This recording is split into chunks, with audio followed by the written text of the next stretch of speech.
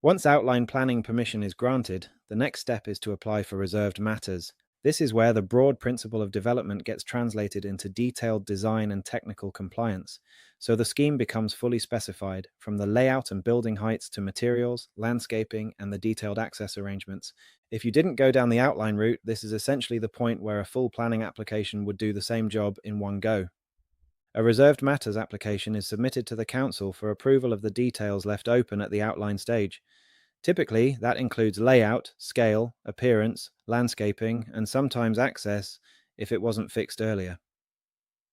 The goal is to provide enough detail to prove the development complies with policy, is deliverable, and properly addresses technical and environmental requirements. In practical terms, the core package usually includes a detailed site layout, full architectural drawings showing scale and appearance, a clear materials approach, and a landscape plan covering planting, buffers, and any open space. You'll also normally need supporting technical work on drainage and flood risk, highways, ecology, so the planning officer and consultees can see that the scheme works and that risks are being managed. On sensitive sites, near heritage assets, in protected landscapes, or where ecology is complex, you may need additional surveys or mitigation proposals to remove uncertainty. At this stage, consultation continues with statutory bodies, and neighbours can comment again. This is where good project management really matters. Prompt, professional responses to queries and sensible revisions where needed help keep the application moving and demonstrate that the scheme is genuinely deliverable. Once reserved matters are approved, or once full planning is granted, you're effectively at a fully detailed consent, usually still subject to conditions. Those conditions might cover ecology mitigation, tree protection, construction management, drainage implementation, and detailed landscaping.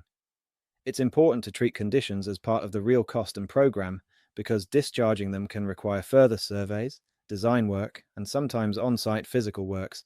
Legal and financial obligations may also be agreed or finalized at this stage, including Section 106 requirements, the Community Infrastructure Levy, where applicable, and highways agreements if off site works are needed.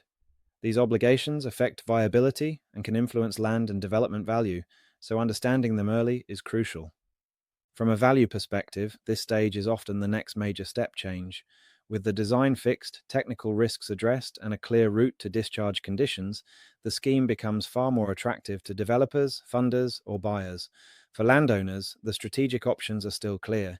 You can proceed to deliver and maximize value, sell with detailed consent in place to realize uplift without taking on construction risk, or continue with a partner under an option or promotion agreement to share risk and upside.